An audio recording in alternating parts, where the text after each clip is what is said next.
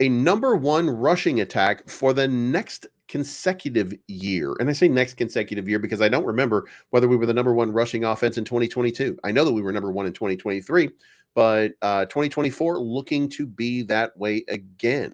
So, um, DeAndre Swift.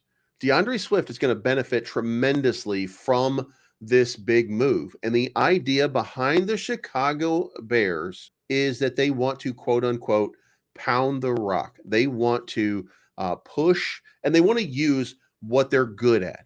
And what they're good at is moving people off of the ball. And how do we know that? Well, the answer is Ryan Bates. It was a surprise when the Chicago Bears sent a fifth-round pick to Buffalo for Ryan Bates. Everybody remembered how the team tried to sign him as a restricted free agent in 2022, and that didn't pan out.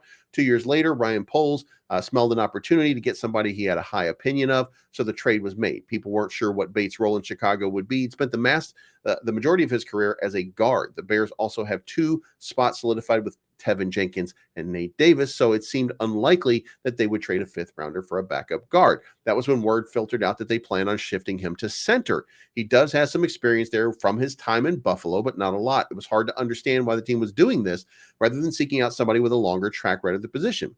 Widely respected tape analyst Brett Coleman of the Film Room provided an answer on 670 The Score. It starts with the scheme Chicago will run under new offensive coordinator Shane Waldron. A lot of inside zone. Boy, a lot of inside zone.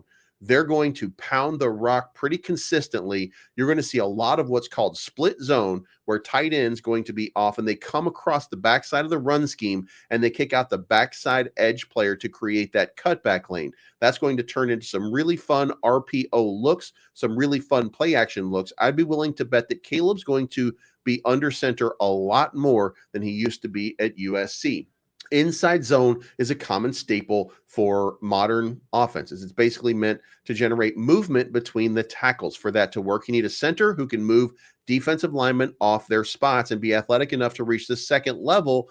And Bates demonstrated this in Buffalo. He's got the necessary traits for this offense. Nobody will tab him as the biggest and most athletic guy on the field, but he has a huge amount of upper body strength and lower body explosion that drives defenders off the ball, and he doesn't struggle to move in space. This allows him to pick off linebackers and defensive backs at the second level, and they were enamored with this idea, and Shane Waldron is quickly integrating this into this offense. So he must be a good fit for the run scheme. Lucas Patrick could never fit into the inside zone system. Ryan Bates, however, is perfectly tailored for that. He may not be their long-term answer at the position, but he should be able to help everybody function at a very high level. So what we're looking at is, I don't know.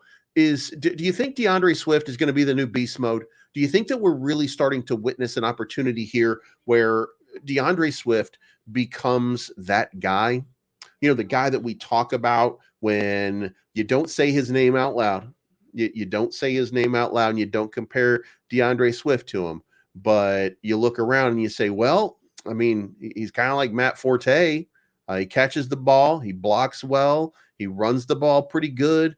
Could this be the next big running back in Chicago? He signed to an 3-year, $24 million contract, making $8 million a year.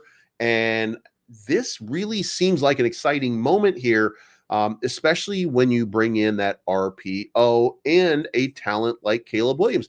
Caleb Williams struggled a little bit in practice. Now, when we talked on Friday, and I hope, by the way, that everybody had a great Memorial Day. I hope you had just a tremendous time with your family, and I hope you remembered all that served during that period of time.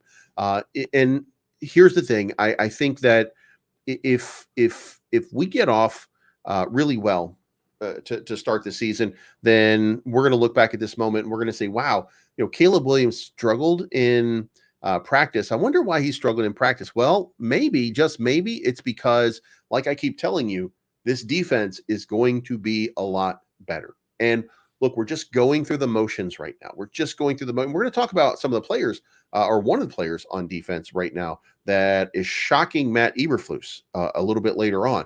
It is possible that this team is just real tough. It's going to be real tough. Dobbsy says, if we don't trade Khalil Herbert, then I'd say no on Swift being a bell cow back.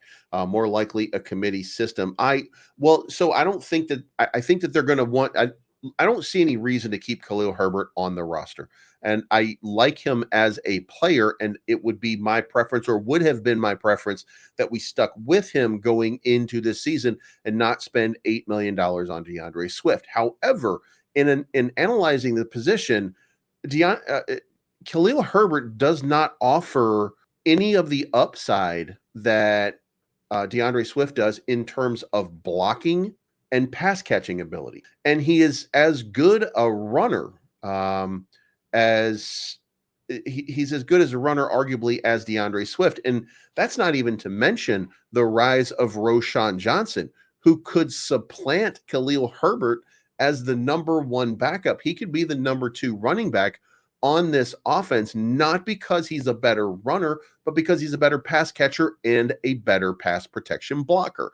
There's a really interesting sort of dynamic playing out here in which Khalil Herbert just suddenly doesn't fit into the new offensive scheme, or at least I don't think at this point he fits into that offensive scheme. So it would seem like a good move. And in fact, we're going to talk about a trade that the Bears and the Commanders have been linked with that might even include Khalil Herbert. So there's stuff, I think, happening in the background to get the players onto the right teams that they need to be on, et cetera, et cetera. I do think that the Bears are going to move on from Khalil Herbert. It would be unlikely, in my opinion. And by the way, if I'm Khalil Herbert, I would be like, get me out of here. Like, I don't want to be somebody's backup again. I did a great job for you guys last year, even with Deonta Foreman here. I did a great job even with Roshan Johnson here. I don't deserve to be a backup to anybody at this point. I deserve to be a featured back on any kind of offense. And if there is an offense out there that would like to have a guy like Khalil Herbert as their guy, then, make that move. Bring in some depth and talent on the defensive line as an exchange for that. I mean, that seems to be the move, right?